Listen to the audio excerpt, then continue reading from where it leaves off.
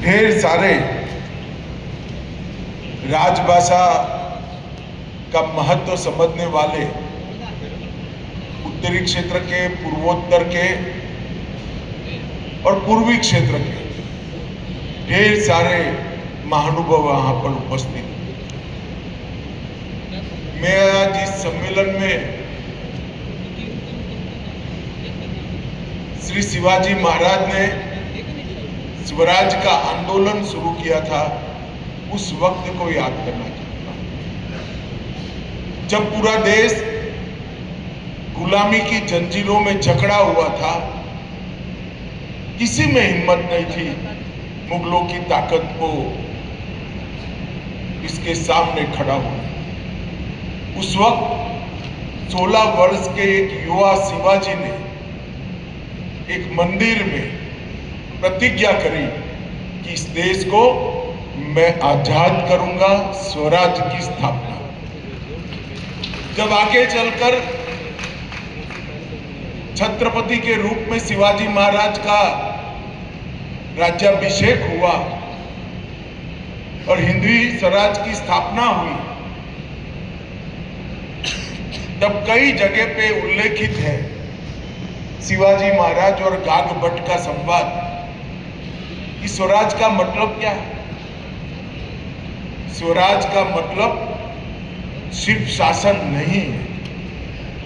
स्वराज का मतलब होता है स्वभाषा, स्वराज और स्वधर्म, ये तीनों मिलकर स्वराज होता है।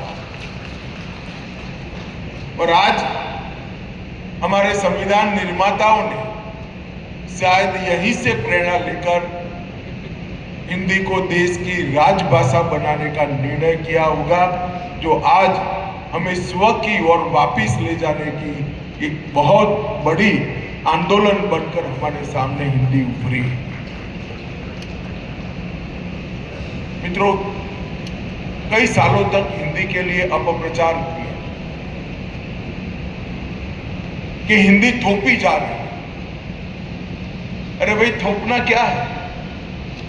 हिंदी और स्थानीय भाषाओं के बीच में कभी झगड़ा हो ही नहीं सकता, क्योंकि वो तो एक ही माँ की दो बहनें हैं जो एक साथ पनपी बढ़ी और आगे बढ़ी। हिंदी की कभी स्पर्धा बंगाली से नहीं हो सकती, गुजराती से नहीं होती, तमिल, तेलुगु, मलयाली से नहीं हो सकती। हिंदी ये सभी भाषाओं की सखी है, और जब हिंदी को बढ़ावा मिलता है तो अपने आप ये सारी भाषाएं मजबूत होती है, सारी भाषाओं को ताकत। मगर मुझे आनंद है कि ये 10 साल में ये अपप्रचार ने बिल्कुल अपना स्थान देश में खो लिया, और नरेंद्र मोदी जी के नेतृत्व में पूरा देश स्वभाषा सीखकर, स्वभाषा अपनाकर आगे बढ़ने का संकल्प लेकर आज मजबूती के साथ खड़ा है। ये भी अपप्रचार हुआ कि अपनी भाषाओं का बढ़ावा देंगे तो हम विकास से दूर हो जाएंगे, अनुसंधान से दूर हो जाएंगे, विश्व में अलग थलग पड़ जाएंगे। जो ये लोग कहते हैं उनको मैं पूछना चाहता हूं, जर्मनी हो या जापान, कोरिया हो या फ्रांस, रसिया हो या चीन, इस सभी भाषाओं में पढ़ाई लिखाई से लेकर रोजिंदे व्यवहार तक और अनुसंधान तक सारा ज्ञान अपनी अपनी भाषा में ही समाहित किया और अपनी भाषा में अपने देश को चलाया, और ये सारे देश विश्व के विकसित देशों की गिनती।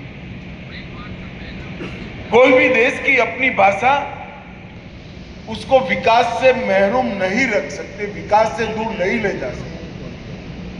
जो भी देश अपनी भाषा में अपना व्यवहार करता है उसका विकास अधिक होता है,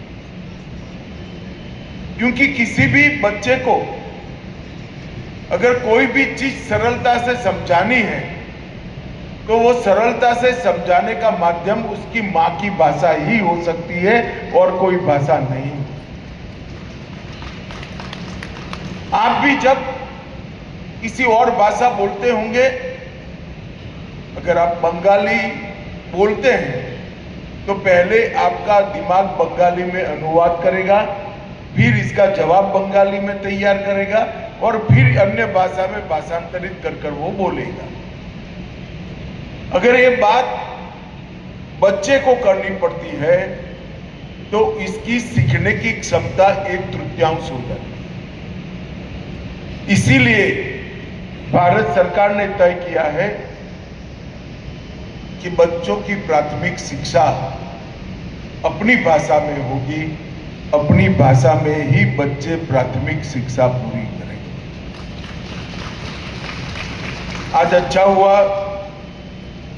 अंशुली जी ने डॉक्टर बीपी फिलिप को यहां पर बुलाया। उन्होंने नागरी लिपि के महत्व को बहुत सुंदर तरीके से समझाया।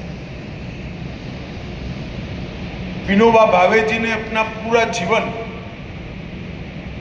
नागरी लिपि के प्रचार प्रसार में खर्च किया। आचार्य भावे ये भारतीय भाषाओं के बहुत बड़े समर्थक थे, बहुत बड़े प्रशंसक थे और बहुत आग्रह से भारतीय भाषाओं के प्रचार प्रसार का काम करते। उन्होंने 2 कदम आगे जाकर सोचा,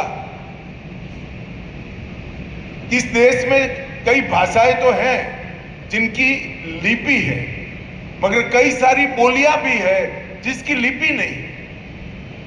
तो बोलियों को भी संभालना चाहिए, बोलियों को भी संग्रहित करना चाहिए। अगर ये बोलियों को संग्रहित करना है तो सारी बोलियों की एक लिपि बनानी पड़ेगी और वहीं से नागरी लिपि की संकल्पना आई। और मैं आज मोदी जी एआई का बहुत बड़ा सम्मेलन कर रहे हैं, प्राकृतिक मेगा का। इसमें दुनिया भर के विद्वान आए हैं। डॉक्टर बीपी फिलिप ने कहा वो बात सही है कि नागरी लिपि कंप्यूटर फ्रेंडली लिपि है और सबसे ज्यादा वैज्ञानिक लिपि नागरी लिपि। संस्कृत हो, हिंदी हो, या आचार्य भावे ने जिसका आग्रह करा वो नागरी लिपि, ये सभी नागरी लिपि से जानी जाने वाली भाषाएं। और नागरी लिपि को हम सभी बोलियों के साथ जोड़ देते हैं तो हम हमारे देश की 2000 से ज्यादा बोलियों को संरक्षित करने का काम अपने आप कर देंगे। वो बोलियां लुप्त नहीं होगी। ये सारी बोलियों को संरक्षित करना है तो हमें नागरी लिपि के आंदोलन को और मजबूत कर 2 कदम आगे ले जाने। और मुझे विश्वास है कि आने वाले दिनों में सारी बोलियां नागरी लिपि को स्वीकार कर अपनी बोली को एक लंबा आयुष्य देने के लिए निश्चित रूप से तैयारी करेगी और वो हमारे लिए बहुत बड़ा दिन है। मित्रों, आज यहाँ पर ढेर सारे पुस्तकों का प्रकाशन किया गया।